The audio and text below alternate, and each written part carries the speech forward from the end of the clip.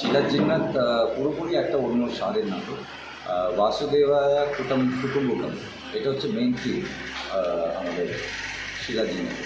বাসুদেবা কুটুম্বকম in সংস্কৃত তার মানে হচ্ছে যে the whole world is one family. এখানে কোনো জাতি, কোনো রং, কোনো দেশ, কোনো রকম রিলিজিয়ন, কোনো রকম ব্যারিয়ার নেই। তো এখানে একটা মুসলিম শিল্পীর গল্প, যে বেসিক্যালি দুর্গা ঠাকুর তৈরি করে। গল্পটা এরকম, এবং এটা ডিরেকশন আমি দিয়েছি। আমরা এটা বই হিসেবে আমরা বার করলাম বা বুক হিসেবে পাবলিশ করছি শুধুমাত্র এই জন্য, কারণ এই নাটকের স্ক্রিপ্টগুলো অন্যরাও ব্যবহার করে যাতে আরও নাটক তৈরি করতে পারে। আর তার জন্য ওই অ্যাভেলেবিলিটি থাকে, ওইটা কিনে ওরা নিজের মতন হয়তো আমাদের জানিয়ে বা আমাদের ইনফর্ম করে নিজের মতন নাটকটা করতে পারে। তো সেই জন্য আমরা এই নতুন মানে এই নাটকের সঙ্গে একটা পদ্ধতি বার করছি। প্রত্যেকটা নাটক যেটা আমরা লিখবো, আমরা মঞ্চস্থ করবো, সেই নাটকটাকে আমরা চেষ্টা করবো বইয়ের ফরম্যাটে মানুষের কাছে পৌঁছে দিতে। কারণ সবাই তো নাটক দেখতে পারে না, তো যারা দেখতে পারে না তারা পড়তে পারে।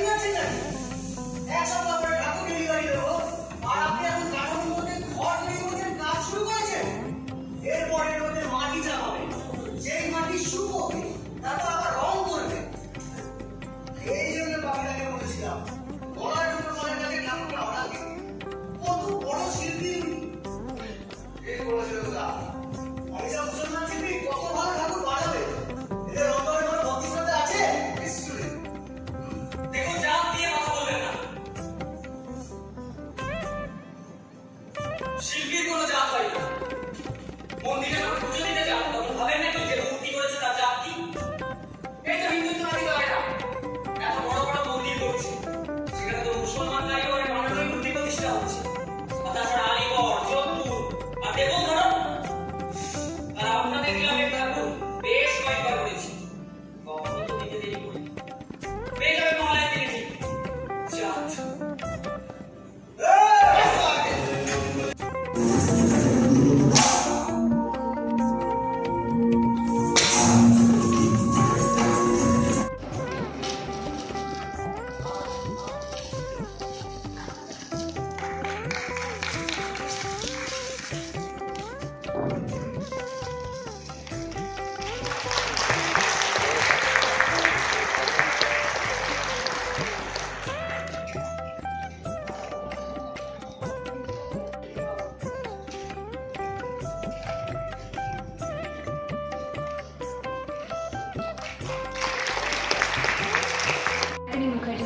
একটু আগে আমাদের অনুষ্ঠান শেষ হল কোলাহল থিয়েটারের ওয়ার্কশপে ৮ম প্রযোজনা শিলার জিন্নাত।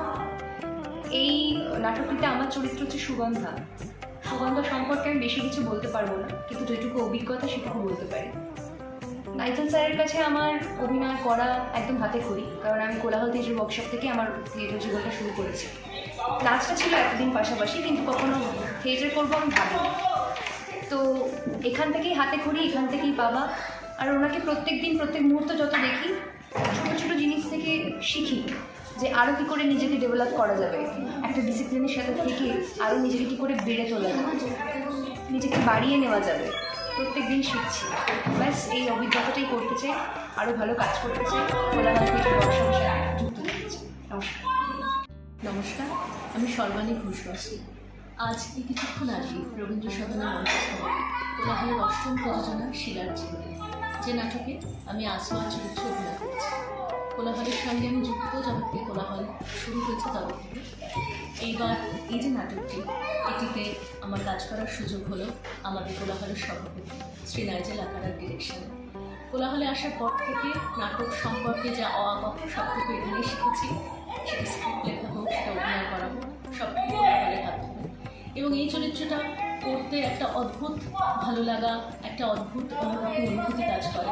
কারণ চরিত্রের সাথে তো খুব একটা মিল নেই, তাই সেই চরিত্রটা হয়ে উঠতে পারা মঞ্চে, সেটা একটা চ্যালেঞ্জ হিসেবে কাজ করে। তো কতটুকু করতে পেরেছি জানি না, কিন্তু চেষ্টা করেছি।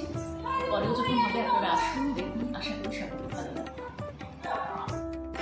শিলার জিন্নাত এবং উরুক্কু মানুষ এই দুটি ছোট নাটক নিয়ে আসছে শো এই রবীন্দ্র সদন। নাইজেল আকারা পরিচালিত এই দুটি নাটক সম্পর্কে আমার খুবই আগ্রহ, তাই জন্য আমি এসেছি আজকে দেখতে। এর আগেও আমি নাইজেলের নাটক দেখেছি, প্রতিবার মনে হয়েছে যে নাটকের ব্যাপারে ওর একটা বিশেষ রকমের একটা মন আছে, একটা মনন আছে, একটা ভালোবাসা আছে। নাইজেল এর আগে যত নাটক করেছে, প্রায় প্রতিটি নাটকে আমি দেখেছি, প্রতিটি নাটকেরই ওর একটা বিশেষ একটা সামাজিক বিষয়, একটা খুব বড় রকমের একটা ইস্যু, সেটাকে নিয়ে ওর কি মেসেজ, সেটাও দিতে ভালোবাসে। আমার মনে হয় এই দুটো নাটকের থেকেও হয়তো একই কথা চলছে, এবং আজকের এই ছোটো নাটক দুটো নিয়ে অনেক কৌতূহল মানুষের মধ্যে তৈরি করবে। এবং আমার বিশ্বাস যে এই দুটি নাটক, এই ছোটো নাটক দুটি একসঙ্গে করা হচ্ছে, এটার একটা পাবলিক ইম্প্যাক্ট তৈরি হবে। এবং দর্শক, নাটকের যারা এখন ভালোবাসেন, কলকাতার নাটক ভালোবাসেন, নাইজেলের নাটক ভালোবাসেন, আমার বিশ্বাস এই নাটক তাদের মনে ধরে।